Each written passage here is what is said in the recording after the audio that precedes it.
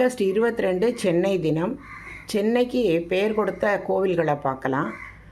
காளிகாம்பாள் கோவில் முதல்ல கடற்கரைக்கு அருகில் இருந்துச்சு. அந்த அம்மாவுக்கு பேர் சென்னம்மா, சென்னியம்மான்னு சொல்லுவாங்க. ஆங்கிலேயர்கள் அவங்க கோட்டை கட்டணுன்ன போது இப்போ இருக்கிற இடத்துக்கு மாற்றினாங்க. அவள் தான் சென்னையின் காவல் தெய்வம்.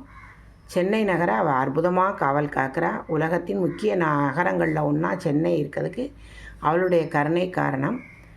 அடுத்தது சென்னமல்லீஸ்வரர், சென்னகேசவ பெருமாள். இப்போ இந்த கோவிலை பட்டணம் கோவில்னு சொல்லுவாங்க, பூக்கடை கோவில்னு சொல்லுவாங்க. இந்த கோவில் முன்பு தலைமைச் செயலகம் இருந்த இடத்துல இருந்துச்சு. ஆங்கிலேயர்கள் கோட்டை கட்டணும்னு அந்த கோவிலை அகற்றணும்னு அப்போ மக்கள் ரொம்ப போராட்டம் பண்ணாங்க. அதனால் ஆங்கில அரசே பணம் கொடுத்து இப்போ இருக்கக்கூடிய தேவராஜமூலி தெருக்கிட்ட அந்த பூக்கடைக்கிட்ட அந்த கோவிலை கொண்டு வந்து வச்சாங்க. இது இரட்டை கோவில்.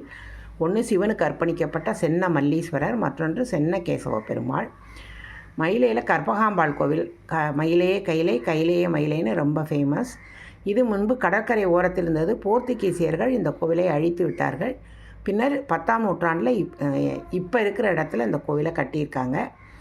கற்பகாம்பாள் கேட்ட வரத்தை தந்து சென்னையை அழகாக ஆசீர்வதித்திருக்கிறாள்.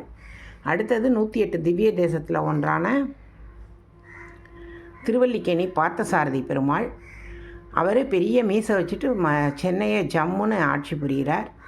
இதெல்லாம் சென்னையில் இருக்கக்கூடிய, சென்னை கடற்கரையை ஒட்டி இருக்கக்கூடிய, சென்னப்பட்டினம்னா கடலோரம் உருவாக்கப்பட்ட நகரம் இருக்கக்கூடிய முக்கியமான கோவில்கள்.